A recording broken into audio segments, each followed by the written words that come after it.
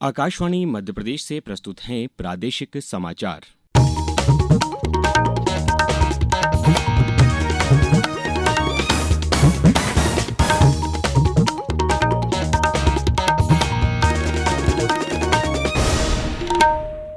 नमस्कार, समाचारों के साथ मैं अभिषेक कटियार। प्रधानमंत्री नरेंद्र मोदी ने गुवाहाटी में एडवांटेज असम के दूसरे संस्करण निवेश और बुनियादी ढांचा शिखर सम्मेलन का उद्घाटन किया। सत्र को संबोधित करते हुए प्रधानमंत्री मोदी ने आज कहा कि वैश्विक अनिश्चितता के बावजूद भी कई वैश्विक विशेषज्ञ भारत के तेज विकास को लेकर आश्वस्त हैं। गुवाहाटी में एडवांटेज असम निवेश और आधारभूत शिखर सम्मेलन का उद्घाटन करते हुए प्रधानमंत्री ने कहा कि आज का भारत आने वाले 25 वर्ष की 21वीं सदी के दीर्घकालिक विजन को ध्यान में रखते हुए एक के बाद एक कदम उठा रहा है और बड़े पैमाने पर काम कर रहा है। प्रदेश के भोपाल में आयोजित 2 दिवसीय ग्लोबल इन्वेस्टर समिट का आज दूसरा और आखिरी दिन है।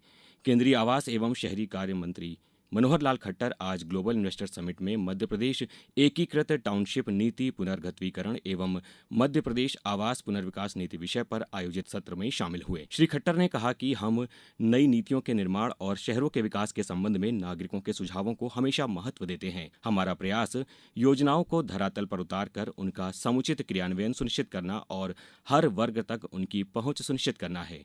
उन्होंने आगे कहा कि पूरी दुनिया में शहरों की आबादी बढ़ रही है। 2047 तक भारत को विकसित बनाने के लक्ष्य को प्राप्त करने के लिए हमें शहरों की भविष्य की जरूरतों को ध्यान में रखते हुए विकास नीतियां बनानी होंगी। श्री खट्टर ने कहा कि शहरों के विकास के लिए अच्छी शहरी गतिशीलता और सस्ते मकान जरूरी हैं।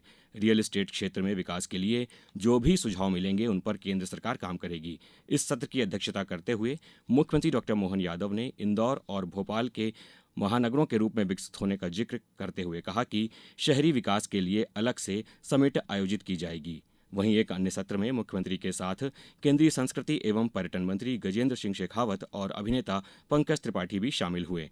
मुख्यमंत्री ने कहा कि 10 मार्च को प्रदेश के 9वें tiger reserve Madhav tiger reserve का लोकार्पण किया जाएगा। हमारे पास टाइगर रिजर्व के जो अभयारण्य है पहले 7 थे।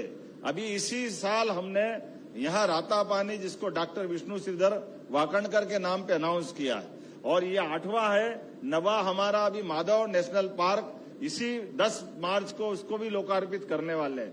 एक एक करके सभी प्रकार के टूरिज्म के लिए फॉरेस्ट का तो इतना समृद्ध हमारा इलाका है। आज ग्लोबल इन्वेस्टर समिट के समापन समारोह में केंद्रीय गृह मंत्री अमित शाह शामिल होंगे। राष्ट्रपति द्रौपदी मुर्मू आज से 3 राज्यों के 5 दिनों के दौरे पर हैं।